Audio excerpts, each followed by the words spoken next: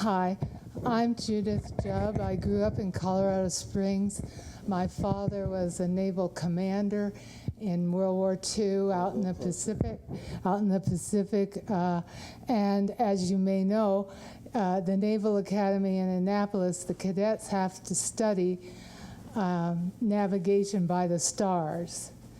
And then my husband was actually a fighter pilot squadron captain during 2 wars, and they also navigate by the stars. And so those 2 men have really inspired me in my life, and I've looked at Colorado stars all my life and traveled around the world to dark sky areas where we can see what's actually going on. For the last 7 years, I've been working with the San Juan stargazers out of Pagosa Springs and teaching tourists and people who want to learn all about the constellations, the history. This navigation by the stars has been happening all around the world for thousands and 10,000s of years. And what I've brought tonight is two pages. This is a little star map. Now, we call this Astronomy 101, and it's how you would look at the stars and face different directions and try to find constellations. These constellations are what locates us. This is how off-worlders know where we're from. This is how we know this is our home planet.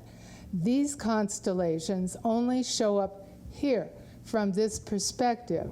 And if you want to talk about astrocartography or astrogeometry, the parallax effect and all these very technical scientific things, that's what scientists are looking at today. And in the James Webb Telescope viewing, which is going on right now, they are looking at the same objects that were photographed by the Hubble telescope. And the Hubble telescope was placed between Earth and the moon, which is why we could send people up to repair it. And it's worked very well for 30 years, which is far longer than anybody expected. Now, the James Webb is placed way out, millions of miles from Earth and the moon, in a kind of a soft spot they found in the orbit. So it's in the same path that the Earth is transiting around the sun every year.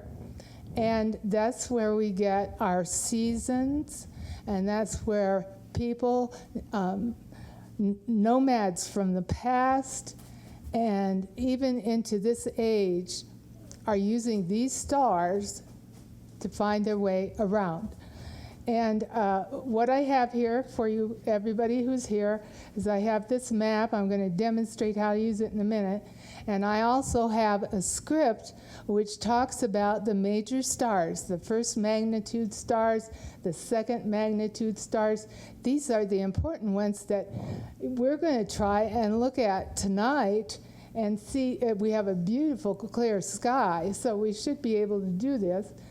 And you can go home. We don't want to use these maps tonight because it's too dark. But when you go out tomorrow, wherever your destination is, you can read this and you can learn to find your way around these constellations which belong to Earth.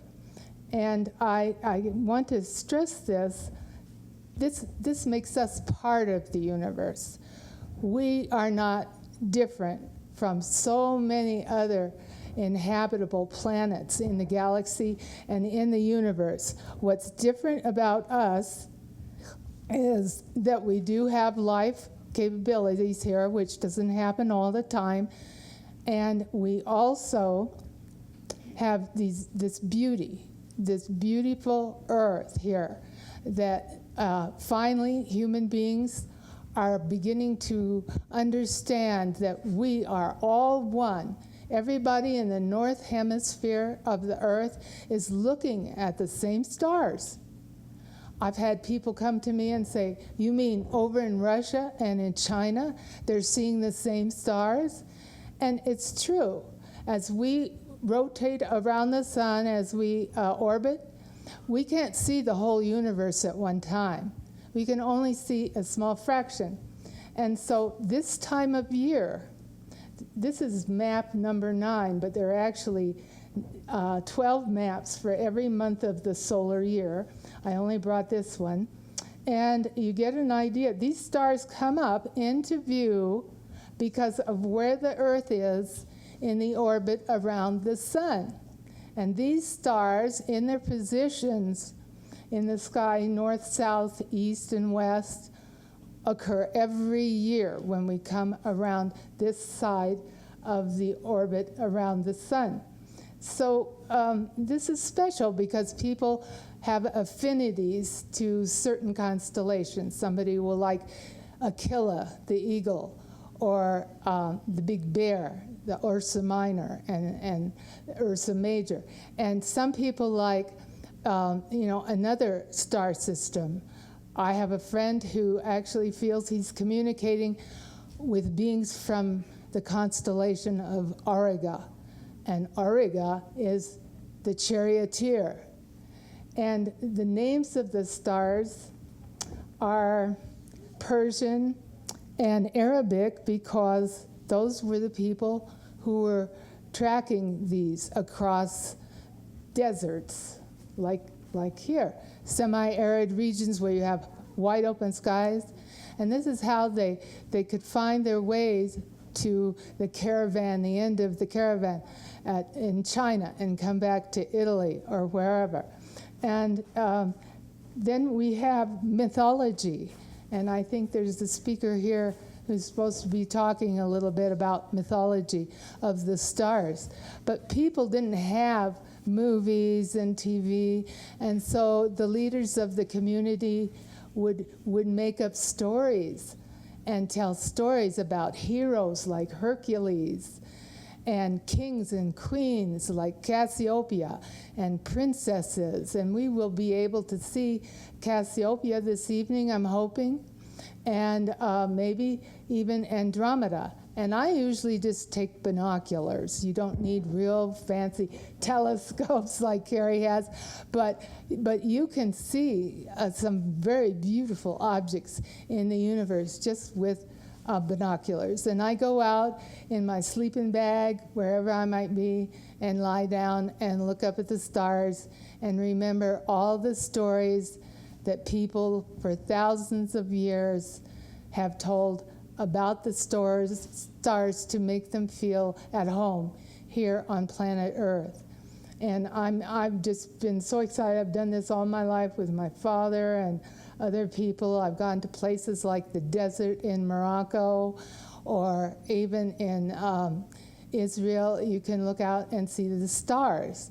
And now in the southern hemisphere of the Earth, we're seeing different constellations than we are in the northern hemisphere. So if we went to Australia, those constellations could be visible down there that are not visible from 37 degrees plus at latitude north, which is where we are now.